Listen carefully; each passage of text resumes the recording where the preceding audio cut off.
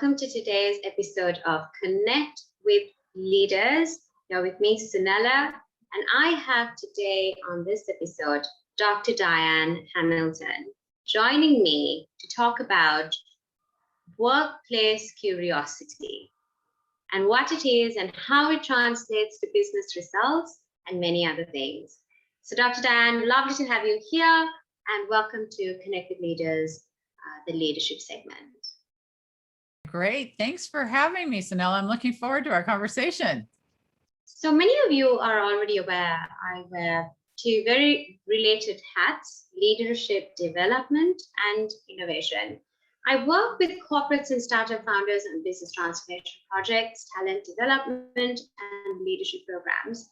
I see a connection between curiosity and innovation, and I was excited for our conversation today. So talking about curiosity, I went through one of your videos in particular, which gave a very interesting definition. Curiosity as it relates to discovery and questioning. Mm-hmm. So Dr. Dianne, over to you. What is your definition of curiosity? You know, that's such an interesting question because it changes for me as I study it. You know, I mean, a lot of it at the beginning, I think when I wrote my book, I was looking at why some people are just more successful and question things and go to the next level. And as I started to research more, I think a lot of it is about getting out of status quo thinking. And for me, I focus on that because as you were talking about innovation, that's the key to innovation. And if we keep doing things the way we've always been doing things and don't question why not, how can we, all those kinds of things that come under the heading of curiosity, I think, you know, you run into these blockbusters of the world, the Kodaks of the world that have stagnated because it worked great in the past. So let's just keep doing that over and over and over again. And then you can't do that because everybody will pass you. So for me, mostly I focus on the tie curiosity has to things like innovation, engagement, all the things that companies would hire me to speak about, all these ingredients that they knew were important to the success of the company, but yet they weren't able to fix them. And so I went backward a little bit and I thought, well, what is the spark to innovation? What's the spark to creativity? What's the spark to motivation and drive and all the things that they're trying to do? And it's curiosity. I love that. You know, something I talk about when I talk about innovation, a lot of people talk about innovation as it relates to outcome. Mm-hmm. And I love how you place curiosity because it's the genesis of input. Without mm-hmm. curiosity, you're not going to get engagement. You're not going to build the credibility. You're not going to really drive that momentum. And I absolutely love that. And talking about innovation, I correlate innovation, curiosity, innovation, because in a sense, it's the same family. And right. I'm thinking something I look at when I work with companies is to gauge the leadership readiness for innovation, the culture readiness for innovation, open collaboration for innovation, and getting back into curiosity per se, Dr. Dianne.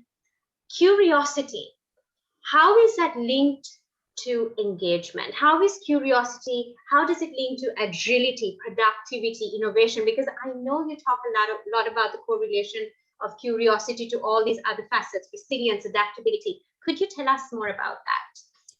Well, you know, it's a really interesting field to study because there's not great research of, there's not a big database that you can go, oh, look, it shows that this is connected to that. But there are individual companies I've worked with who have done their own research. One of them is Novartis, which is a big pharmaceutical company. And I've done some work with them.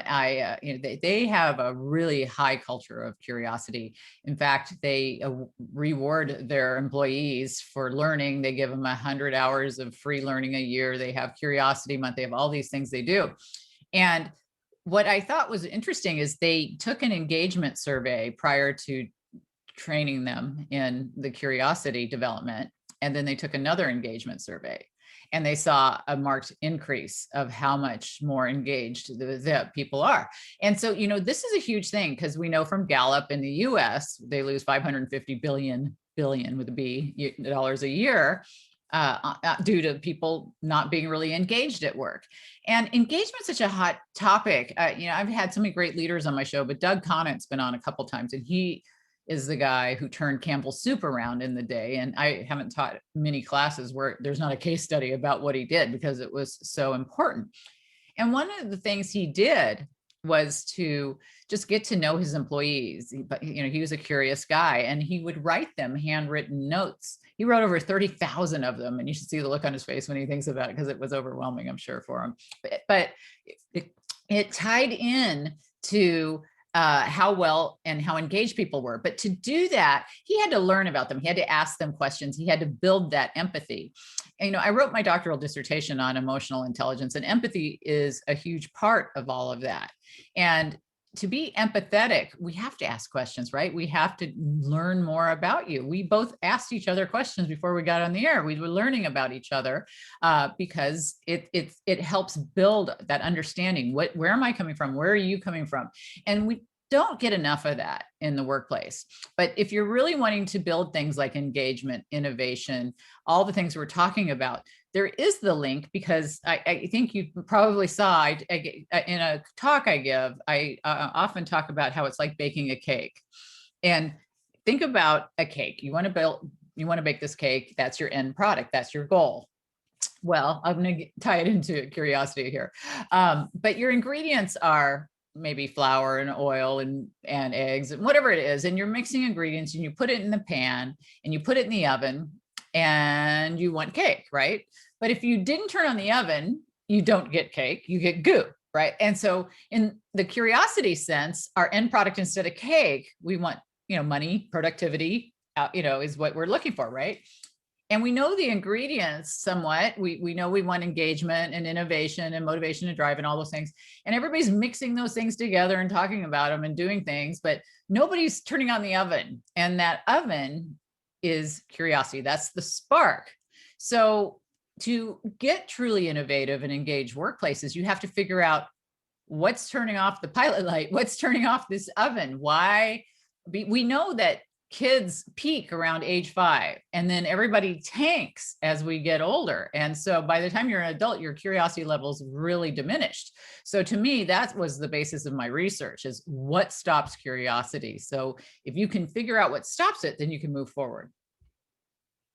Absolutely. And, in leadership, as important as it is to talk about growth and results and forecasting, I think it's equally important to talk about blind spots. What am I doing wrong? Mm-hmm. What am I not doing? What don't I even know? What's not happening because I don't even see it there? Yeah, so these are powerful questions, and these are questions to pivot, isn't it? These are questions to pivot. Well, your thoughts? I think it's really important what you're saying, because I had Daniel Goleman, who made emotional intelligence so well known, on the show. And a lot of it, when you talk about emotional intelligence, you don't know what you don't know. And the people who would take the assessment, sometimes self-assessments are good, and sometimes you need a 360. So you need to get what everybody else can see that you can't see, which ties into the research I did with our friend, Dr. Maya Zelahich. We wrote about perception, and we came up with an assessment for that as well. And, if you recognize that there's this process we go through, and we can figure out why we're coming up with these ideas, and why our perceptions are changed, and how curiosity ties into perception, I think all of that is really important, because, like you said, you don't know what you don't know until it gets a part of your life. And for that to happen, you either have to take assessment, you have to have a 360 evaluation, you have to have something that opens up your eyes to all of that. That's really interesting. So something concrete, something comprehensive. Mm-hmm. Absolutely. So it brings me to my next question, Dr. Dianne. My question is, how then, now we know why it's so important, how then can an organization or an employer drive curiosity into the value system, into culture? Your thoughts on that? It's really important. And the companies I've worked with who have really great curious cultures. I mentioned Novartis, but I before COVID, I was in New York filming for Novartis. I'm sorry, for Verizon. And Verizon has that as one of their core cultural values. We created little videos to put in their onboarding systems and different things to showcase how important curiosity is and how it's helped people within the company. So I would talk about curiosity, and another employee would have a little part where they would say, this is how it helped me, right? So they're emulating at the leaders level what they want to see. They're asking questions. They're being vulnerable to some extent as a leader. You have to, and say, you know, I don't know everything, and I'm going to demonstrate how important curiosity is to me, because I'm going to ask a question that I normally would be afraid to ask for fear of looking stupid or whatever it is that holds people back, which we can talk about later. But I think, though, you have to have it, your culture statement, very clear of what you value, and you have to emulate what you want in that you have for core values, and you have to spread that into all your goals as you're talking to people and setting goals throughout the years. How, you know, so many people are disengaged because they don't know why the job they're doing or the task they're doing has anything to do with the overall goals of the organization. And if it's constantly reinforced, you know, Google obviously gave a certain amount of time for people to work on pet projects, which definitely increased curiosity. Survey Monkey, I've had Xander Lurie, the CEO, on my show. Everything they do is based on curiosity. They have surveys, right? So they change their address to One Curiosity Way because they value it so much. So you look at some of these companies and you go, okay, they have made it very clear. Their leaders are doing talks about curiosity. They're emulating it. We know culture comes from the top down, right? And we know that if leaders don't embrace this, it's a real problem. So for me, when I work with a company, after they take my assessment, the employees, we get together, we go through all of their results, personal results, and say, okay, here's where you can improve in this area, this area, this area. And we create all these, a SWOT analysis basically of their personal SWOT, and create their end goals through, SMART goals. But then after we do all of that with them personally, we do another part of the training that is all about leadership and issues they have, maybe innovation, maybe it's engagement, maybe whatever it is. And we go to the employees to find out, how do you think that we can improve now that you understand curiosity? What advice would you give to improve based on, what you could do, what you think others could do? And we whiteboard all that kind of thing. And then we come up with a report for leaders. And this is such a huge eye opener, because like you said, you don't know what you don't know until you start asking, right? And it's kind of like Disney had a problem with turnover in their laundry, and they didn't know it, right? What was going on? I mean, why they were having these problems. All they had to do was go to their employees and say, how can we make your job better? And they got really realistic answers, like have a vent over my desk so I'm not so hot, have my desk go up and down so my back doesn't hurt. Well, if you go right to the horse's mouth, you go to the source, you find out, but through asking questions, you've demonstrated that you really care about curiosity. And then there's that psychological safety. Now people can feel safe to give answers. Absolutely. What you just shared, it reinforces time and time again the value propositions and how crucial a role in leadership that empathy plays, emotional intelligence, interpersonal skills. You can have the best rocking strategy on earth, but if that empathy is not there, that reach with the team is not there, the top bottom up communication line isn't established, it's just going to fall in the wayside. And I love how what you just explained, the example you said when with Disney, just putting it back into the team, and asking the team, hey guys, let's do some whiteboarding, and they came up with some practical answers. Right. And I love that, the power of questioning, the power of curiosity, and it's a beautiful way of discovering, isn't it? A discovery tool of sorts. This leads me to my next question. I want to talk about the cost of lost curiosity. Can we go into that? Yes. How much does it cost a business? Well, you can look at so many different numbers. We already mentioned Gallup's 550 billion on engagement, right? And just in the US alone. Now, how much of that is due to curiosity that studies aren't in? But we know that even if you take a chunk of that, it's going to be a massive amount. The cost for innovation, we know, emotional intelligence, I could say that we have data to describe maybe, I think it was a consortium for EI that I think they were saying 16.8 billion was lost due to emotional intelligence. And, if you're working on developing curiosity, that's building empathy, that's a big part of that. I have seen Holmes has given data on leadership collaboration. You talk about like communication-based issues. We're in the tens of billions again there. So we're looking at tens to hundreds of billions of dollars lost to these huge things that curiosity is a big part of. Francesca Gino was on my show, who's a big Harvard professor, and she did a great HBR article. And if you haven't read it, it's The Case for Curiosity, and I really recommend reading that. But she did some of her own research, and she found, a lot of interesting data. A lot of leaders think that they encourage curiosity, for example, and she found that they would say, yeah, I encourage it. And then she would interview their employees and they go, no, not so much, So I think it's got to match up with what you think you're doing and what it really is doing. And then I'd love to see more research done, like what Novartis did to show engagement improvements. There really is it's such a huge field. What's interesting to me is when I started to write this book years ago, I did my research for, thousands of people over years to get my Curiosity Code Index, which is the tool that measures all this, right? And before that, I had set up a Google alert for me for curiosity, but I took out the Mars rover because it was constantly giving Mars rover stuff. But once I got that out of there, I really didn't get very much feedback on the internet about people writing about this, right? You'd get one a week or once in a while. And now daily, it's constant. And I'd love to think that I had something to do with some of that. But, I'm sure this is just people realize that curiosity is such a huge, huge issue. Because of that, I was very honored to have been nominated for Thinkers 50 Radar, which is the big group out of London.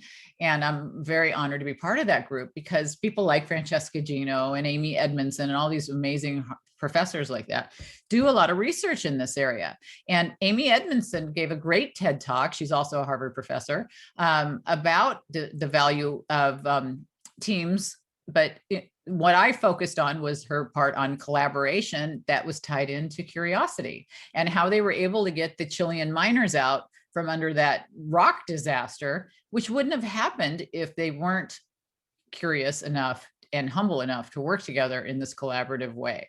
So, how do you put a cost on saving people's lives? Curiosity ties into everything. We've heard, we're familiar with the word curiosity and being curious. Mm-hmm.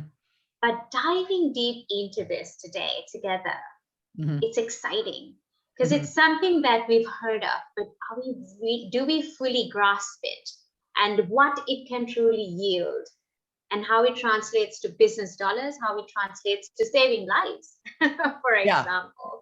I know.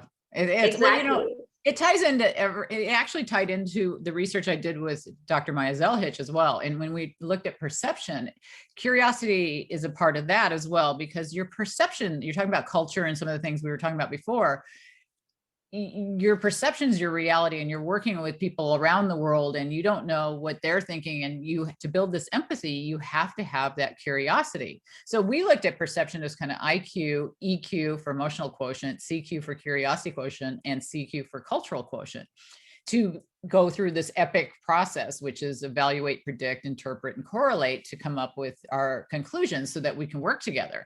So curiosity is it's the glue that holds everything together. And I started in the working world in the Mad Men days where you didn't ask questions. You weren't allowed to ask questions, and that doesn't work anymore. And there's just too much. Social media's changed things. There's so many things that have changed that you will be passed like you're standing still if you adopt that old culture. I love that. Something that I do intrinsically, even in my own team meetings with my global team, I would always pause, and I have a very young team. I always ask them, guys, tell me, give me feedback. What's happening? What do you think about it? Just push pause in leadership. It's so important to get feedback.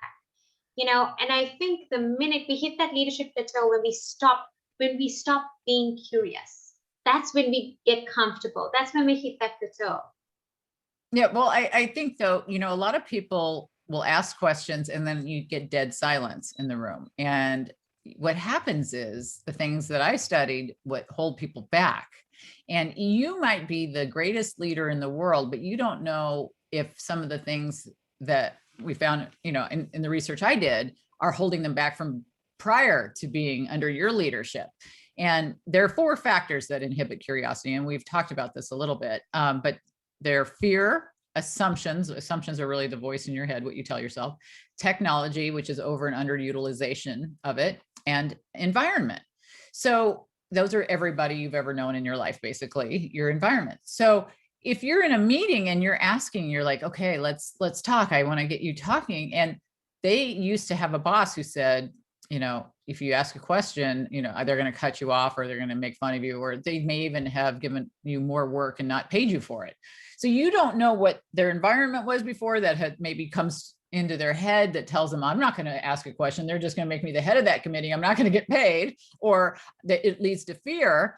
I don't want to look stupid. I'm not going to be the person who asked this question. There's so much of that goes on that was what was so fascinating to me in my research, is the different factors and the sub factors within those factors of what holds us back. Because if you can't find out what holds you back, how do you move forward?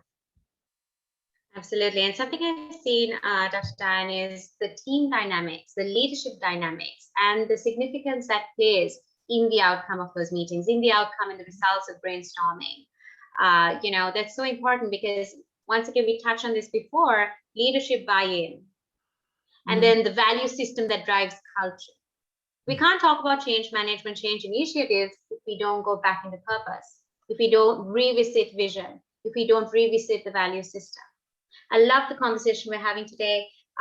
Something I want to bring to end with is around something around how can individuals or leaders be empowered to sharpen their saw in curiosity. And before I open the stage for your answer, I want to coin this in with something I'm really passionate about, which is inspirational leadership. Because something that I do around thought leadership is, and as an international speaker, is I talk very strongly between inspirational leadership. And I speak about it from the lens of my personal journey in leadership, and also through the lens of research as well. And, in a nutshell, we talk about being an inspirational leader. What does it really mean? What does it encompass? We're talking about somebody who is inspired, who is governed by the why, who has that sense of conviction. Conviction cannot lie. Conviction shows it all. And secondly, to what extent can one inspire others so that they too can buy into that why and resonate with that why authentically?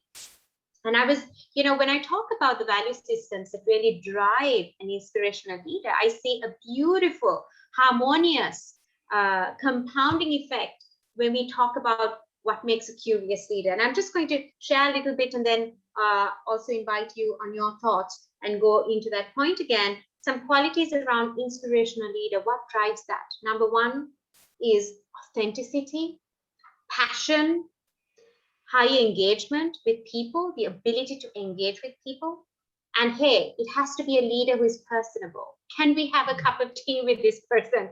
Dianne, do we want to go for lunch with this person? Let's get real. Self-awareness. Inspired leaders have a sense of self-awareness and also a sense of strong resilience. So coming back to my final question today on this episode with you is, what can leaders do to sharpen their saw in curiosity? What can they do? Some daily tips. Well, I think, you described a leader who I had write the foreword in my book for curiosity, and his name is Keith Kroc, and he is the genius behind the DocuSign and Ariba and all the, big, huge, massive company IPOs. And then he was undersecretary. He's just done everything. And he's got a following of people who just adore him because he has all those qualities that you just mentioned. And he really has a humble quality, even though he knows probably more than anybody I've ever met. He doesn't pretend like he does. And he has people around him who are very, very intelligent, and he will ask questions and he'll say, hey, I don't know everything. I surround myself with smart people, and everybody can learn a lot from people who are really humble like that, but yet really smart and savvy enough to recognize you also rely on other people. And that's where mentorship comes in. And I'm actually working on a board. I've worked on a lot of boards, and I was on the DocuSign board when he was there. And I'm on this board that he's created, this global mentoring network, which I think mentoring is such a huge aspect of finding out what you don't know. We were talking about, you don't know what you don't know. And sometimes you have to go get help, get that 360, get that kind of thing. But when it comes to curiosity, what I found when I went through this, when I started to write the book, I started to look for the assessments to see how you would measure, your curiosity, what's stopping you. Well, all the assessments told you was if you had a high or low level. Well, if you had a low level, then what were you supposed to do, right? And we want people to be able to get a high level. And to get that high level, you have to find out what's stopping you. So that's the first thing you need to do is, what is your level? What is holding you back? Is it fear? Is it assumptions? Is it technology? Or is it environment? And what parts of that? Because there's a lot of sub-factors within that. And then once you find those answers, then you can create these goals, this analysis of all these issues, because sometimes you go, oh, I had no idea that is why I don't ask questions, or that this is what I'm telling myself that is making me not go in that direction, or, this person had this impact. We always had to do this way, or, you go through all those things. And once you're able to focus on the things that have stopped you, then you're able to move forward to build it back up. I love that. And I'm also, how I translate that is, personally, I'm thinking push pause, reflect, analyze, assess the situation, and then respond. Don't go into instant react mode. I love that. Mm-hmm. So, Dr. Dianne, it was so lovely having you on today's episode. Absolutely lovely. Thank you for joining me on today's Leaders Connect on thought leadership around curiosity. And in closing, I came across this quote by George Eliot, which says, "It is a narrow mind which cannot look at a subject from various points of view." We don't want a narrow mind, do we? We want big results. Right? That's great. Great quote. Thank you. This was so much fun. I really enjoyed this. This is such an important conversation. I really appreciate the chance to share with your audience. Thank you, Dr. Dianne. So with that, to everybody listening and watching in today, don't stop daring, and hey, don't stop being curious. And like I always like to put it, remember in leadership as well, whilst you're being curious, lead from within. And remember, it's clarity, strategy, and take action. With that, have a lovely evening, and we'll see you next time. Thank you.